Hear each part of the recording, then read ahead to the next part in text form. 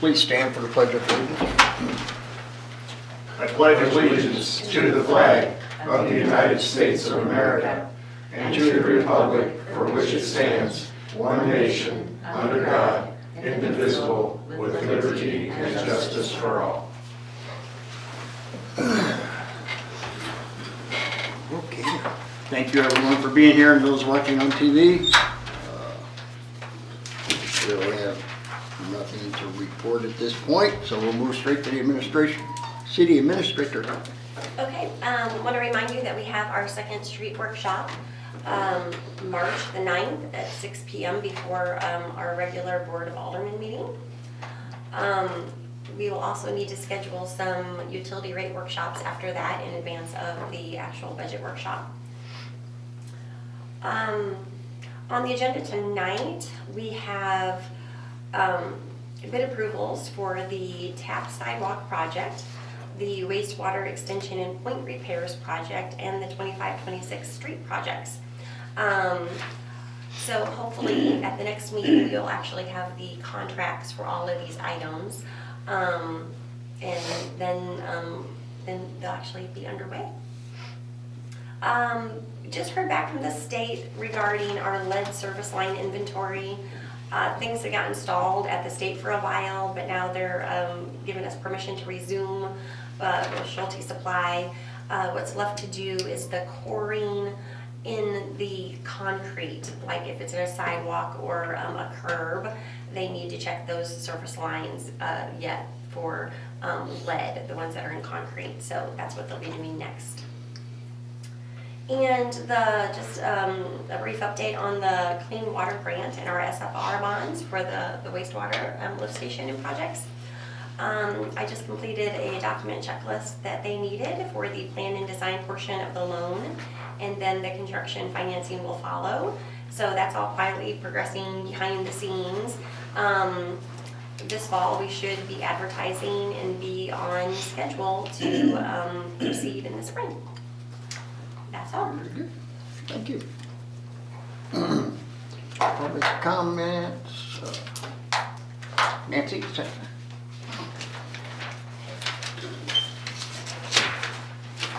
Okay, are you doing in 3 minutes? Yeah, that's fine. Yeah. Okay, so I know this isn't on the agenda, but I thought I'd just bring this up. Due to some confusion, I messaged the owner of the Old Klinger Mansion that I want to remove my name from the petition. The only reason I signed it was the planning and zoning had recommended it, and I figured, well, why not? They kept bugging me.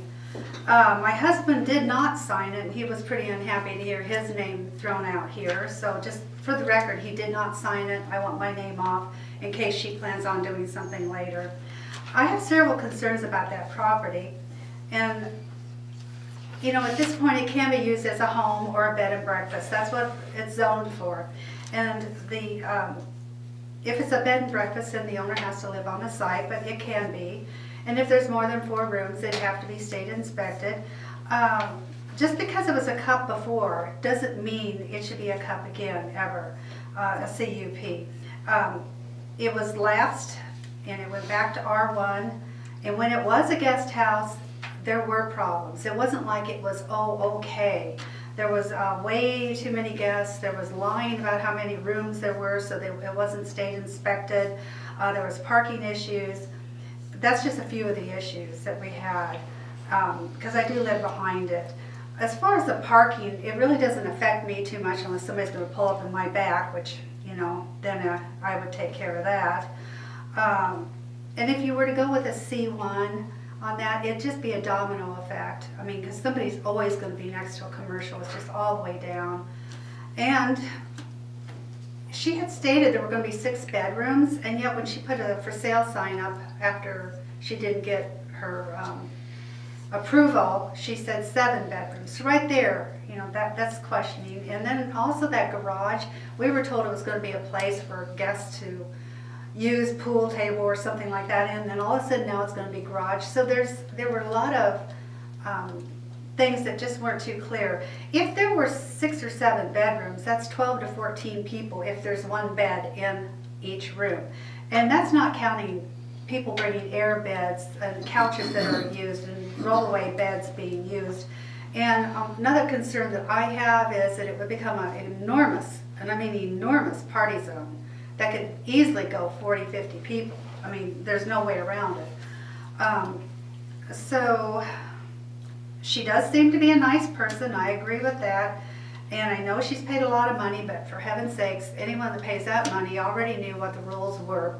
And if they didn't, I just can't imagine. So the rest of us have to follow the rules. I mean, I just had to get permission to put up a gate. So as far as I'm concerned, if I have to follow the rules, everybody else should have to follow the rules. And it's just not right to start figuring out ways to back room it somehow and get it passed. And so that's my point. Thank you. Okay. Thank you for your time. Mr. Wilson, Brent, excuse me, not Brent, Brent. Thank you.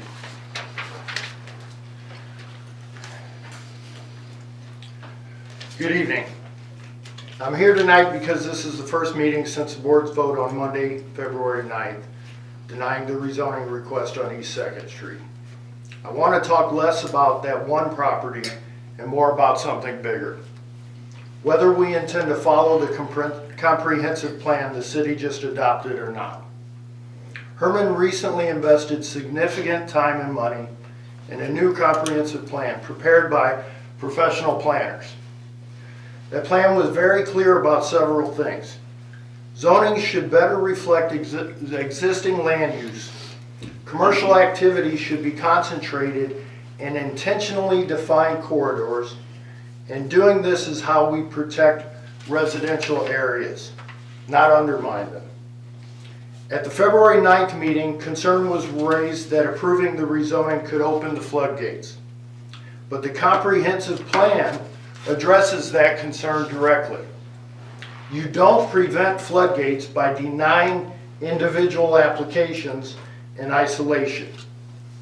You prevent floodgates by clearly defining commercial use spaces where it belongs and where it does not. Proactively rezoning a commercial corridor east of Market Street does not weaken residential areas to the west. It strengthens them. It gives the city a defensible basis to say yes in an appropriate area and no elsewhere. That is exactly what the plan recommends. And yet the board denied a rezoning in that area that has historically been mixed use, is surrounded on all sides by commercial zoning, includes a property already rezoned from R1 to R3 for condominiums, and it aligns with existing land use in the city's own stated goals. So I have to ask, why was this denied if not for reasons outside of sound planning policy? I also want to raise a procedural concern. At the February 9th meeting, the mayor suggested the applicant reapply for a conditional use permit. Conditional use permits are no longer allowed under our zoning ordinance. Parking was also cited as a concern. Despite the applicant identifying 6 off-street spaces, the same number this city previously accepted for a conditional use permit at that exact location. That leads to a fair question. Were board members fully aware and familiar with our current zoning laws when this vote was taken? And another one. Have board members read the comprehensive plan they are now responsible for implementing? Because if the answer is no, that's a problem.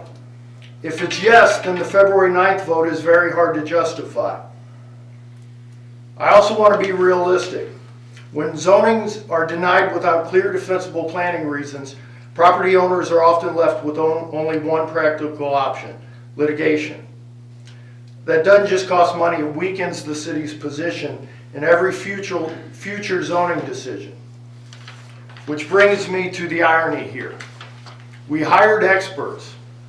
They gave us a roadmap, and when the moment came to use it, we didn't. So I'll close with this. Does this board intend to follow the comprehensive plan it adopted, or should the public assume it is advisory only? And if the plan is not guiding decisions like this one, What exactly was the point of spending money to create it? Thank you. Thank you. Okay, that's all we have on public comments. We'll move to ordinance. The ordinance on for this evening is bill number 2026-06, an ordinance authorizing the execution of a business lease between the city as lessor and C&B Car Wash LLC as lessee. We just renew this every 3 years. This is a portion of the street where the vacuum sits. Right. Any question? If not, do I have a motion? I move to approve bill number 2026-06, Motion's first made. read. Made, do I have a second? Second.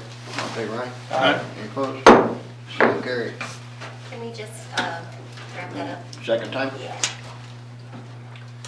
Bill number 2026-06 for second reading, an ordinance authorizing the execution of a business lease between the city as lessor and C&B Car Wash LLC as lessee. We have a motion for second reading. I'll move to approve bill number 2026-06, second read. Do I have a second? Second. All in favor, aye? Aye. Any opposed? So carried. We will move on to motions. We have a motion to approve our minutes from our last meeting. I'll Motion. move to approve the minutes from the. Have a motion, do I have a second? Second. All in favor, aye? Aye. Any opposed? So carried. Invoices for payment, motion to pay the bills. Move we pay those bills. A motion has been made, do I have a second? Second. All in favor, aye? Aye. Any opposed? So carried.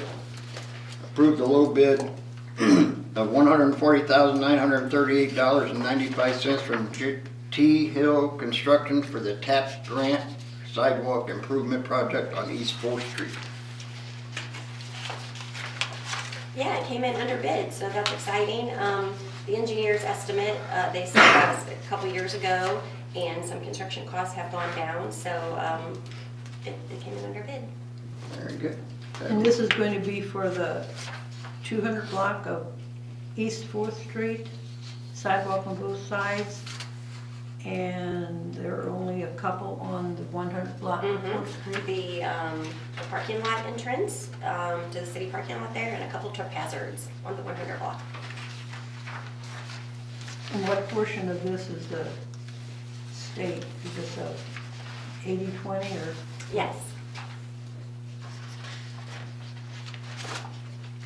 And this is the total cost Yes. of the entire project? Any other question? If not, do I have a motion to approve? I'll make a motion to approve. Motion's made, do I have a second? Second. All in favor, aye? Aye. Any opposed? So carried. Approve the low bid of $47,093 from KJ Undersaw Construction for Industrial Park Wastewater Extension and Pump Repair Project. Any questions or discussion? If not, do I Yeah, have I have a couple questions.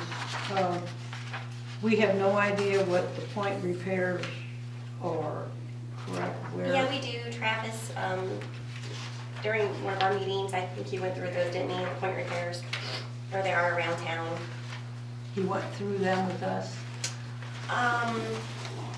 Do you guys remember if he did it here at this meeting, or was it at an engineering meeting? If any of you remember, then it was probably at an engineering meeting. Yeah. I think I have the plans laying on my desk in the office, like when you came in earlier. Okay. Then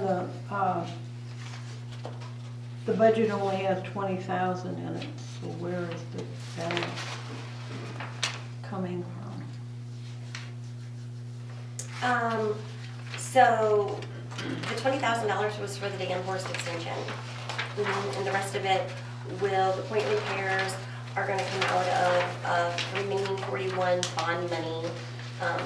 Not all of it, but we saved like $150,000 during these next couple of years while we're working on getting the bond money flowing. So it'll come out of 41, the bond money, the point repairs. Okay. Okay. Anything else? If not, do I have a motion to approve? I'll move to approve. Motion's made, do I have a second? Second. All in favor, aye? Aye. Any opposed? Okay. Sorry, folks, I forgot my glasses, that's why I'm a little slow reading it. Approved a little bit of $762,199.45 from NB West Contracting for the 2025-26 street projects. Any questions on that one? If not, do I have a motion to approve? Is this all covered in the budget, this total amount? We will have to make a budget amendment because they made some additional changes, I think, to Bear Road. So it's like $161,000 more than what we actually had in the budget, but we knew it was gonna be that.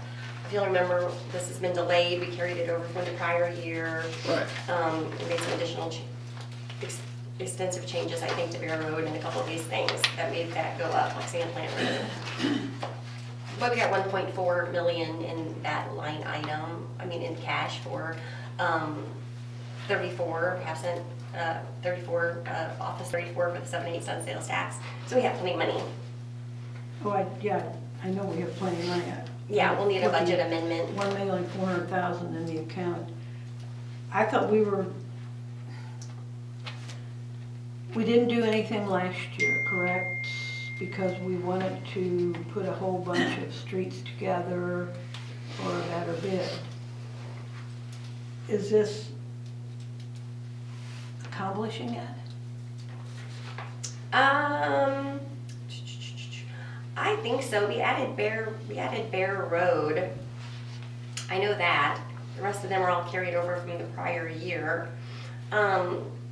They reworked the bid, and I mean, for the past 6 months or so, we've been talking about this $775,000 as being the engineer's estimate for this.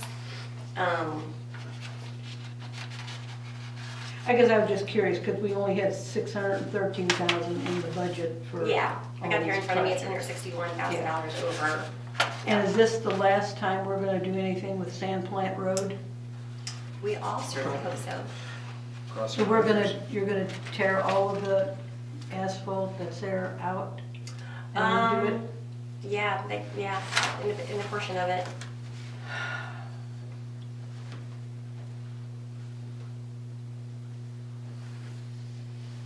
Anything else? If not, do I have a motion to approve the street repairs? I'll make a motion to approve. Motion's made, do I have a second? I'll second. All in favor, aye? Aye. Any opposed? Carried. Okay, approve the low bid of $13,969 from Harrowwood Equipment Company for the park lawnmower. That was a budget item. I make a motion to approve the bid. Motion's made, do I have a second? Second. All in favor, aye? Aye. Any opposed? Carried. Excuse me. Outdoor seating renewal for the Hermann Morse House at 234 East First Street. Have a motion to approve that. Move to approve. Motion made, do I have a second? Second. All in favor, aye? Aye. Any opposed? So carried. Special event application for the Cub Scout Pack 216 Easter Egg Hunt Pavilion Number 1 in Lower Park Area, March 27, 2026. Motion to approve. Motion's made, do I have a second? Second. All in favor, aye? Aye. Any opposed? So carried. Special event application for the Hermann Area Chamber of Commerce, the Wiener Dog Derby at the Amphitheater, March 29, 2026. I was just gonna ask if that was a typo, but no. Amphitheater's here. Yeah, they're doing it because of stuff going on at the Ball park. field. I like it. This won't be the bleacher seating for the spectators. So do I have a motion to approve that? Motion to approve. Motion made, do I have a second? Second. All in favor, aye? Aye. Any opposed? So carried. Special event application for Friends of My Fest with vendors and music, Schiller Street from 1st to 4th Street and the 200 block of East 3rd Street with requested street closure and open containers, May 16, 2026, set up on May 15, 2026. Motion to approve that. And they're also asking for the open container to be waived Right, it's, yeah, open containers. during that time. You okay with that, chief? Yeah, that's fine. Okay. Do I have a motion to approve? I'll move to approve. Motion's made, do I have a second? Second. All in favor, aye? Aye. Any opposed? Have no reports. Do I have a motion to adjourn? So moved. Motion made, do I have a second? Second. All in favor, aye? Aye. Any opposed? So carried. Thank you, everyone. Good news, it's gonna get warmer. Amen. Ready for that. And what, 60s next